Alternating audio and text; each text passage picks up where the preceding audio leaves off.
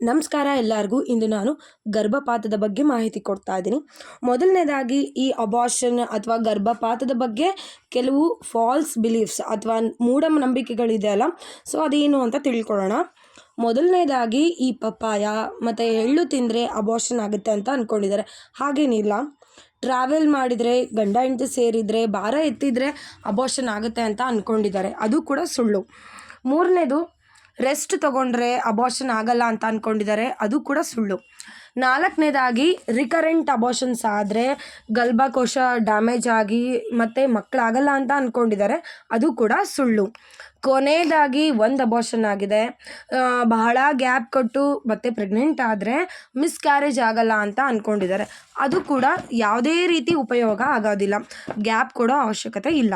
ಎರಡನೇದು, first trimester abortion ಅಂದರೆ ಏನು ಅಂದರೆ, ಈ ಮೊದಲನೇ 3 ತಿಂಗಳೊಳಗಡೆ ಆಗುವಂತಹ ಅಬಾರ್ಷನ್ಸ್ಗೆ ಫಸ್ಟ್ ಟ್ರೈಮಿಸ್ಟರ್ ಅಬಾರ್ಷನ್ ಅಂತ ಹೇಳ್ತಾರೆ. ಇದು ಬಹಳ ಇಂಪಾರ್ಟೆಂಟ್. ಏಕೆ ಅಂತ ಅಂದರೆ 100ಕ್ಕೆ 90% ಅಷ್ಟು ಮೊದಲು 3 ತಿಂಗಳಲ್ಲೇ ಆಗುತ್ತೆ. ಅದರಲ್ಲಿ ಮೋರ್ ದೆನ್ 80% 9 ವಾರದೊಳಗಡೆ ಆಗುತ್ತೆ. ಈ ಅಬಾರ್ಷನ್ಸ್ ಆಗುತ್ತೆ ಅಂತ ಹೇಳ್ಬೋದು. ಇದಕ್ಕೆ ಮುಖ್ಯ ಕಾರಣ ಅಂತ ಅಂದರೆ ಕ್ರೋಮೋಸೋಮಲ್ ಅಬ್ನಾರ್ಮಲಿಟೀಸ್ ಅಂತ ಹೇಳ್ತಾರೆ. ಅದರಲ್ಲಿ ಅಂದರೆ ಲೈಕ್ ಈ DNA ಕಂಟೆಂಟ್ ಅಬ್ನಾರ್ಮಲಿಟೀಸ್ ಇರುತ್ತೆ. ಸೊ ಇದರಿಂದ ಅಬಾರ್ಷನ್ಸ್ ಆಗುತ್ತೆ. ಮೂರನೇದು, ಈ ಗರ್ಭಪಾತ ಅಥವಾ ಅಬಾರ್ಷನ್ ಆಗುವಾಗ ಏನಾದರೂ ಸೂಚನೆಗಳು ಸಿಗುತ್ತಾ ಅಂತ ನೋಡೋಣ. ಕೆಲವು ಪೇಷಂಟ್ಸಲ್ಲಿ ಸ್ವಲ್ಪ ಸ್ಪಾಟಿಂಗ್ ಅಥವಾ ಬ್ಲೀಡಿಂಗ್ ಆಗುತ್ತೆ, ಸ್ವಲ್ಪ ಆಗುತ್ತೆ ಅಂತ ಹೇಳ್ಬೋದು. ಅದು ಒಂದು ಸೂಚನೆನೇ. ಕೆಲವರಲ್ಲಿ ಕಿಬ್ಬಟ್ಟಿ ನೋವು ಬರುತ್ತೆ, ಕೆಲವರಲ್ಲಿ ಯಾವುದೇ ರೀತಿ ಸೂಚನೆಯೂ ಸಿಗೋದಿಲ್ಲ. ಅವರು ಡಾಕ್ಟ್ರ್ ಹತ್ರ ಹೋಗಿ ಸ್ಕ್ಯಾನ್ ಮಾಡಿಸಿದಾಗ ಅಲ್ಲಿ ಈ ಗರ್ಭಕೋಶದ ಒಳಗಡೆ ಪ್ರೆಗ್ನೆನ್ಸಿ ಚೀಲ ಇರುತ್ತೆ, ಬಟ್ ಎಂಬ್ರಿಯೋ ಬಂದಿರೋದಿಲ್ಲ. ಸೊ ಅದಕ್ಕೆ ಬ್ಲೈಟೆಡ್ ಪ್ರೆಗ್ನೆನ್ಸಿ ಅಂತ ಹೇಳ್ತಾರೆ. ಇನ್ನು ಕೆಲವು ಕೇಸಲ್ಲಿ ಎಂಬ್ರಿಯೋ ಬಂದು ಹಾರ್ಟ್ ಬೀಟ್ ಡಿಸಪಿಯರ್ ಆಗಿರುತ್ತೆ.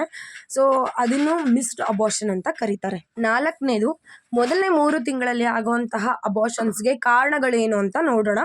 ಮುಖ್ಯವಾದ ಕಾರಣ ಅಂದರೆ ಈ ಕ್ರೋಮೋಸೋಮಲ್ ಅಬ್ನಾರ್ಮಲಿಟೀಸ್ ಅಂತ ಹೇಳ್ಬೋದು. 50% DNA ಎಗ್ಗಿಂದ ಬರುತ್ತೆ, 50% ಸ್ಪರ್ಮಿಂದ ಬರುತ್ತೆ. ಈ ಕಾಂಬಿನೇಷನಲ್ಲಿ ಏನಾದರೂ ಅಬ್ನಾರ್ಮಲಿಟೀಸ್ ಇದ್ದರೆ ಅಬಾರ್ಷನ್ ಆಗೋ ಚಾನ್ಸಸ್ ಇರುತ್ತೆ. ಇನ್ನು ಬೇರೆ ಕಾರಣಗಳು ಅಂದರೆ ಮದರ್ಗೆ ಅಂದರೆ ತಾಯಿಗೆ ಡಯಾಬಿಟಿಸ್ ಇದ್ದರೆ, BP ಇದ್ದರೆ ಅಥವಾ ಥೈರಾಯ್ಡ್ ಪ್ರಾಬ್ಲಮ್ ಇದ್ದರೂ ಕೂಡ ಅಬಾರ್ಷನ್ಸ್ ಆಗುತ್ತೆ. ಗರ್ಭಕೋಶದಲ್ಲಿ ನ್ಯೂನ್ಯತೆ ಇದ್ದರೆ ಅಂದರೆ ಯುಟ್ರೈನ್ ಅನಾಮಲಿಸ್ ಇದ್ದರೂ ಕೂಡ ಅಬಾರ್ಷನ್ ಆಗೋ ಚಾನ್ಸಸ್ ಇರುತ್ತೆ.